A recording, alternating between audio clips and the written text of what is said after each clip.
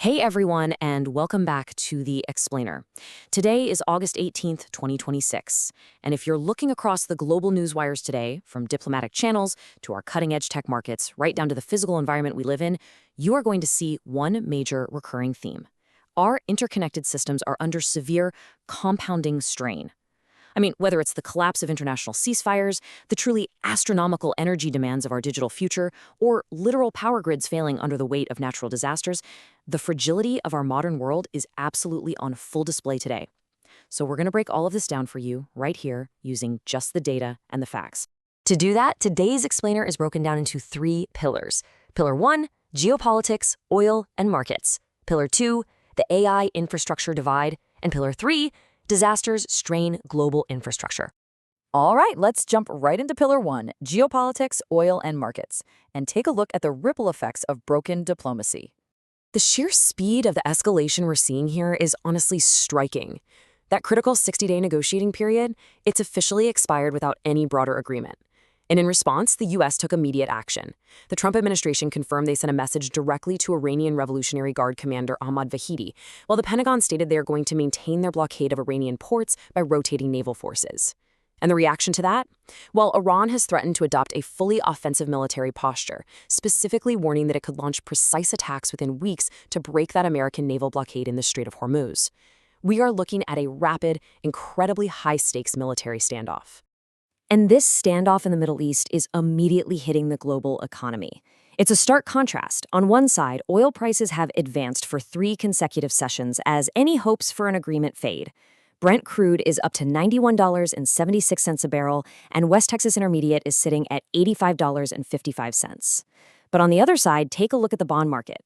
The 30-year U.S. Treasury yield has surged to 5.326%, which is its highest level in nearly 20 years.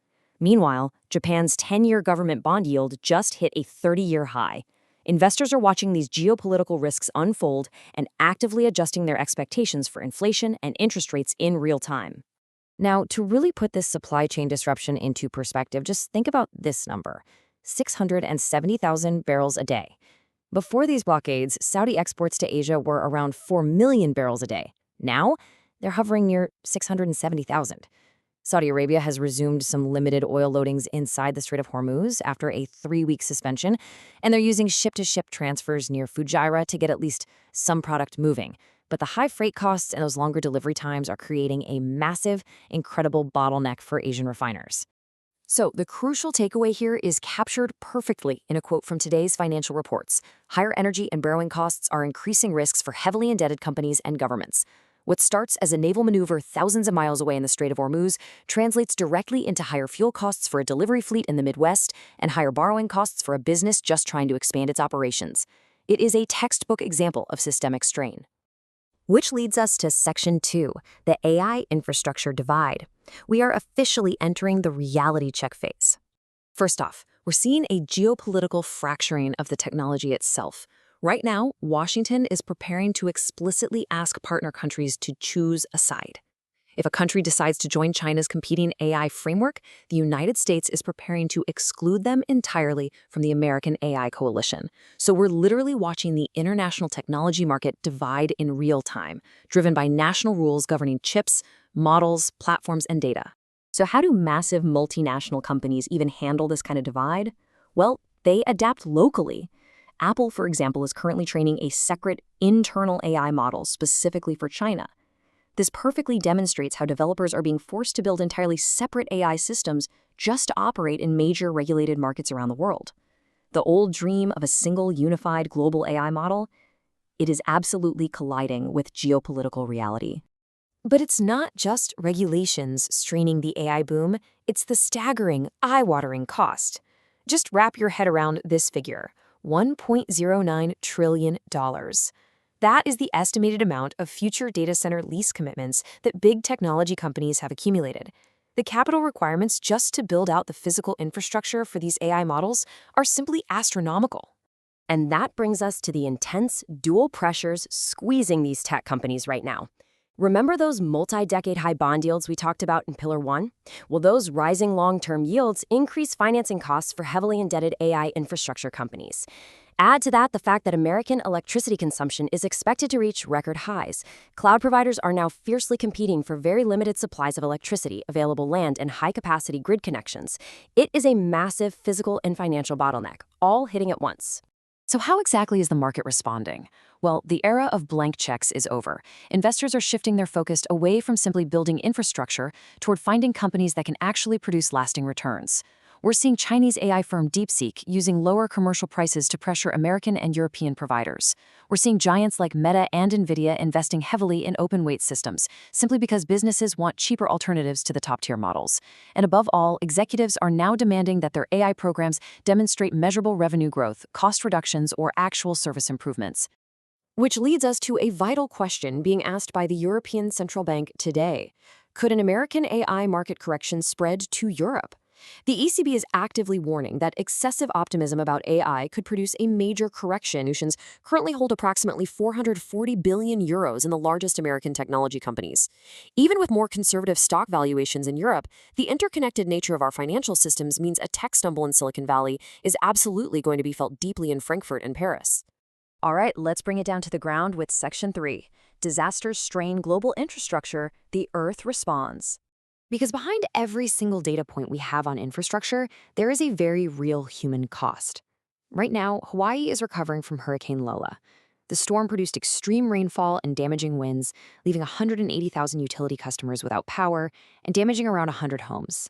Meanwhile, halfway across the world, seismologists are analyzing a devastating magnitude 7.7 earthquake in Indonesia. That quake has killed at least 51 people, and thousands of survivors currently remain without assistance because their communities are entirely isolated by damaged roads and massive landslides. When disasters of this scale hit, emergency management becomes a highly structured, almost military-level logistical operation. In Hawaii, this sequential process is underway right now. Step 1 is the immediate restoration of baseline power and transportation. Step 2 involves deploying specialized teams. We're talking line crews, tree removal experts, and logistics personnel. And step 3 is the triage phase, where emergency teams strictly prioritize residents who depend on powered medical equipment, refrigerated medicine, or home health care. It is quite literally a race against the clock. Because when the grid fails, compounding health hazards emerge almost instantly. Health officials in Hawaii are warning that the floodwaters likely contain sewage, chemicals, and disease-causing organisms. Without reliable electricity, refrigerated food and vital medicines become unsafe after just a few hours. And across parts of the South right now, a lack of power combined with dangerous extreme heat is posing a severe immediate risk to older adults and outdoor workers. The loss of infrastructure isn't just a daily inconvenience. It morphs into a rapid public health crisis. But this is exactly where we see the resilience we are trying to build into our systems. When terrestrial networks, your cell towers, your internet lines, lose power or backhaul service due to floods and wind, commercial space companies are stepping up to bridge the gap. Right now, Earth observation satellites are tracking Hurricane Lola's path and providing emergency agencies with crucial imagery to identify flooded areas, blocked roads, and isolated communities in both Hawaii and Indonesia, where ground communications have totally failed.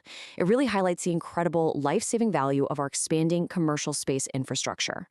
But let's be honest, relying on satellites for disaster recovery is ultimately just a band-aid. The real question we have to face is, how will these critical outages fundamentally reshape our power grids moving forward? The vulnerability of our traditional transmission lines has been dangerously, repeatedly exposed. Experts are already noting that the outages in Hawaii will undoubtedly renew aggressive interest in structural shifts. We are looking at a future heavily reliant on microgrids, massive energy storage solutions, distributed power generation, and the incredibly expensive but necessary task of moving essential infrastructure underground. If we want our systems to survive the weather of the future, the architecture of our grids has to change today. Which brings us to the ultimate takeaway from today's explainer. We've looked at the diplomatic breakdown squeezing the world's oil supply. We've looked at the trillion-dollar strain that the AI revolution is placing on our physical electricity grids and our capital markets. And we've seen how quickly those very grids can be washed away by a hurricane or shattered by an earthquake. So I want to leave you with this final thought.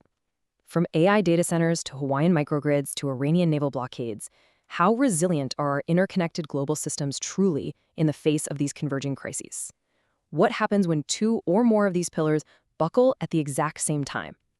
Thank you so much for joining me today on The Explainer. Stay curious, keep questioning the world around you, and we will see you next time.